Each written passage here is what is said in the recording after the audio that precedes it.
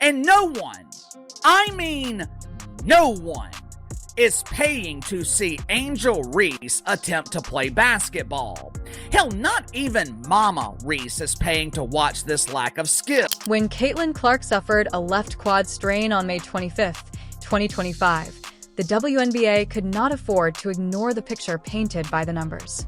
The impact on the league's economy was immediate and devastating, and as Clark gets ready to miss at least 2 weeks of play, the stark contrast between her magnetic appeal and the rest of the league has become unavoidable, forcing players like Angel Reese and the struggling Chicago Sky to face an uncomfortable reality about star power in professional women's basketball.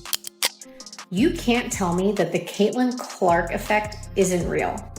You knew when news broke yesterday that Caitlin Clark was going to be out for a few weeks, that ticket prices were going to go down, but I never expected them to go down 71% for the rivalry game.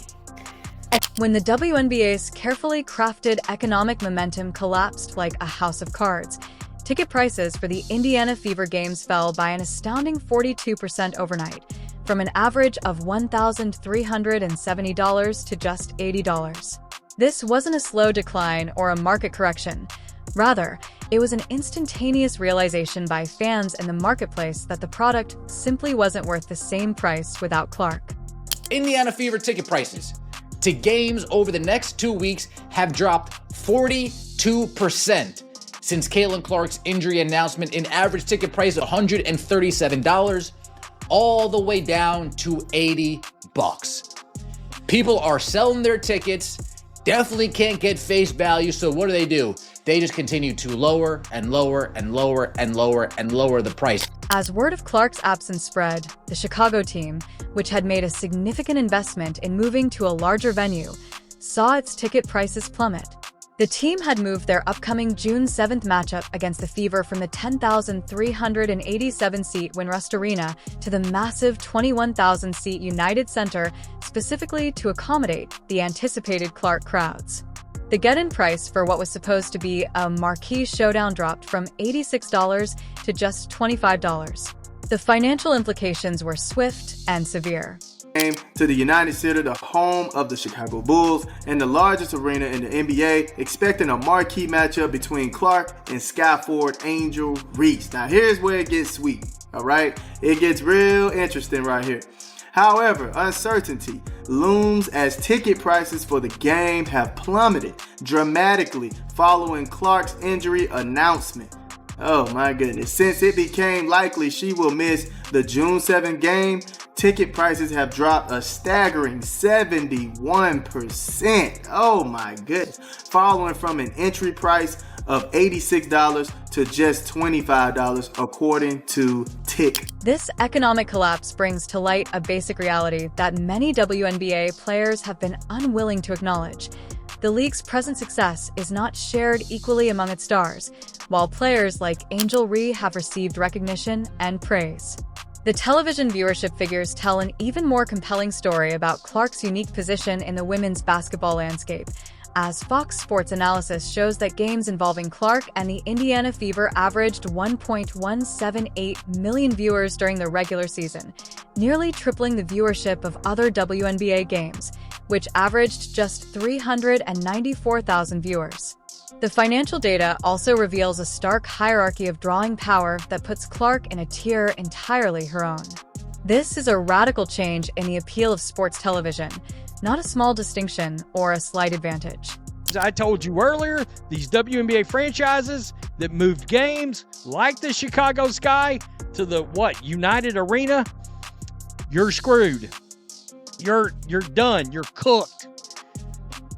Nobody is going to show up to this thing. Chicago Sky can't sell out their own 9,000-something seat arena like it is. They couldn't when they were kind of decent. They're a dumpster fire now. And now that Caitlin Clark is injured, the ticket prices for the Fever and Sky game just plummeted to Hades. The May 17th, 2025 game between the Fever and Chicago Sky was a perfect example of this phenomenon. It drew 2.7 million viewers, setting a record for the most watched NBA regular season game in 25 years. The broadcast peaked at 3.1 million viewers, proving that Clark's appeal could attract casual sports fans who wouldn't typically watch women's basketball. If you're enjoying it, please subscribe. When we look at the larger pattern, the data becomes even more striking. Of the 24 WNBA broadcasts that drew at least 1 million viewers during the 2024 season, 21 featured Caitlin Clark, meaning that nearly 90% of the league's most successful television events relied on the presence of a single player. The 3 games that drew more than 20,000 fans all featured the Indiana Fever, further solidifying Clark's position as the league's main draw.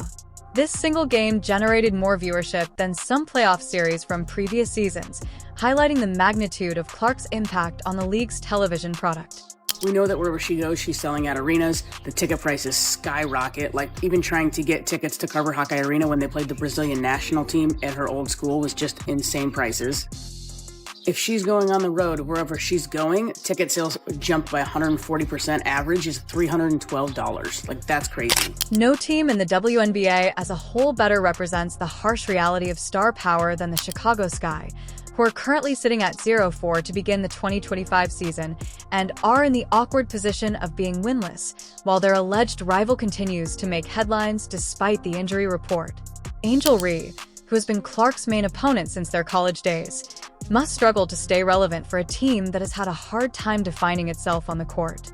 The Sky's current record is a sharp decline from their expectations, and their inability to win has coincided with a decline in fan and media interest. While the United Center games against Indiana commanded premium pricing due to Clark's anticipated presence, the team's regular games at Winrust Arena are now available for as low as $170 for some matchups. This pricing structure reflects the market's honest assessment of drawing power and entertainment value in the absence of marquee attractions. The disparity is even more noticeable when looking at ticket prices for Sky games throughout their schedule. The WNBA will be reliant on their other stars to maintain the interest of the mainstream. With Angel Reese being the only player with mainstream name recognition, most of the pressure, it is going to be on her to perform. And we have plenty of evidence that proves Angel Reese is not qualified to carry the league. The challenges of the Sky are not limited to victories and defeats. Without the guaranteed attention that comes from playing Clark, the Sky must rely entirely on their on-court product to generate interest, and their 0-4 start has coincided with a larger narrative about the team's direction and identity. Additionally, the early return implies that the product isn't compelling enough to maintain the elevated attention levels the franchise enjoyed during peak rivalry moments. According to a thorough economic analysis, Caitlin Clark was in charge of an incredible 26.5% of all WNBA revenue during her debut season. Estimates for 2025 indicated that Clark might make almost $875 million. These figures are based on quantifiable increases in attendance, retail sales, broadcast income, and overall economic activity in the cities where the Fever play takes place. They are neither hypothetical nor speculative. Caitlin Clark could be projected to be $1 billion revenue maker for the WNBA this year. Now, obviously, the WNBA won't see that money, won't see most of that money, and it's not just in the WNBA, but it's all of her sponsorships, it's all of her appearances, it's all that stuff. But according to the projections, we're looking at $875 million could easily eclipse $1 billion on her economic impact. Caitlin Clark entering the league last year was responsible for 26.5% of all of their economic activity. So revenue from merchandise, which again, with the CBA as it is currently, she doesn't see a dime of any of that. TV, and then ticket sales, obviously, which again, they don't get any. When ticket prices drop by 42% within hours of an injury announcement, it shows that Clark's value isn't just academic, it's practical and quantifiable. The market's fast response to Clark's injury serves as a real-time validation of this study. Due in large part to the popularity of a single player, the WNBA has established an economic base that offers both unparalleled possibility and substantial risk. The influence of this billion-dollar event goes beyond just game attendance. Fanatics reports that the league's apparel sales have increased by more than 500% as a result of Clark's participation. Due in large part to Clark's popularity, Dick's Sports Goods had a 233% increase in WNBA sales from 2023 to 2024. These figures reflect underlying changes in consumer spending and behavior rather than the brief spikes that could be anticipated from a novelty impact. People might be saying, oh, well, the teams aren't really going to suffer. They already sold the tickets. No. You don't understand.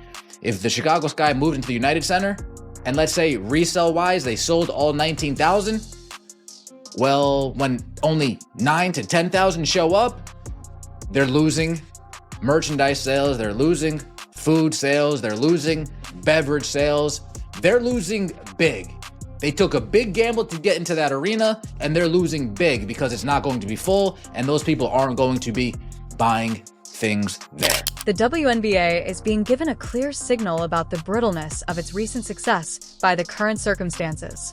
Although the WNBA's growth is real and substantial, it is concentrated rather than widely distributed. This concentration of star power isn't necessarily problematic in and of itself.